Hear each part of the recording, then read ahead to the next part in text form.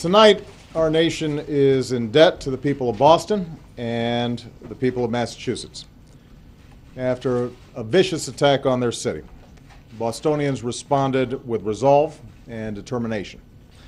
They did their part as citizens and partners in this investigation. Boston police and state police and local police across the Commonwealth of Massachusetts responded with professionalism and bravery over 5 long days.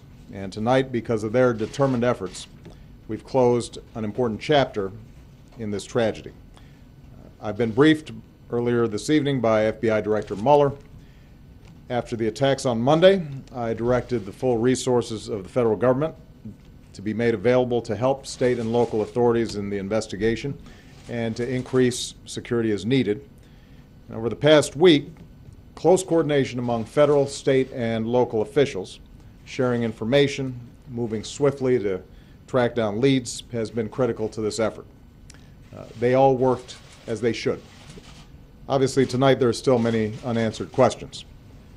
Among them, why did young men who grew up and studied here as part of our communities and our country resort to such violence?